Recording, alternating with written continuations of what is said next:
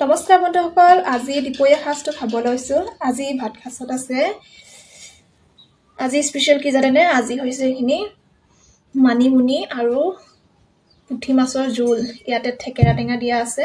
এয়া চাওক, গৰম গৰম হৈ আছে একদম থেকেৰা টেঙা। লগত আছে পুঠি মাছ ফ্ৰাই। তেনেহ'লে দেৰি নকৰি খাই লওঁ। মানিমুনি আপোনালোকে খায় নে নাখায়? মানিমুনি পেটৰ কাৰণে খুবেই উপকাৰী হয়। গতিকে এইকেইদিন বহুত মাছ মাংস খাইছোঁ যে, সেইকাৰণে বোলো মানিমুনি খাওঁ পেটৰ।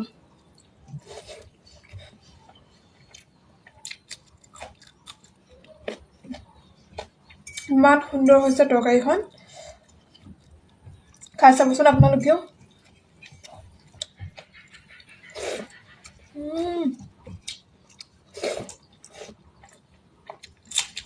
বহুত সুন্দৰ হৈছে দেই মাছ ফ্ৰাই।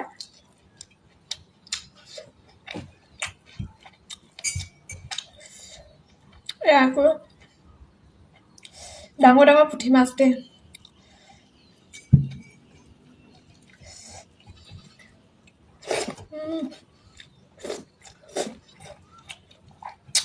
ইমান মানে সুন্দৰ হ'ব বুলি ভবাই নাছিলোঁ, ইমান টেষ্টি।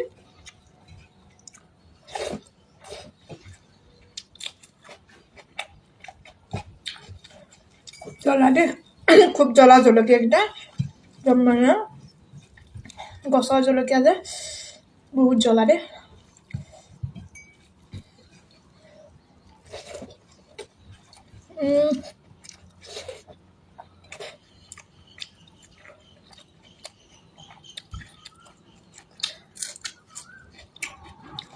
সুন্দৰ সুন্দৰ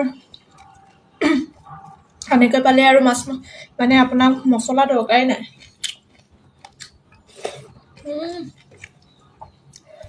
একোৱে দিয়া নাই, মানে অকল পিঁয়াজত মানিমুনি ৰসখিনি দিছোঁ, পাঁচফোৰণ কেইটামান দি চম্ভা মাৰিছোঁ। তাৰপিছতে মানিমুনি ৰসখিনি দি লৈ পেলাই আলু এটা ভাঙি দিছোঁ আৰু একদম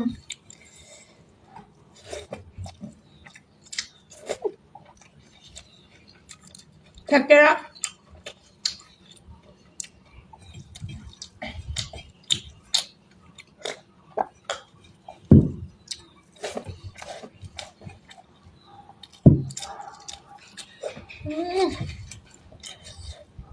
এনেকৈ বনাই লওক আৰু আপোনালোকে এথালি মাৰি দিয়ক। একদম কিমান খাইছে গমেই নাপাব। আমাৰ থলুৱা খাদ্যবোৰ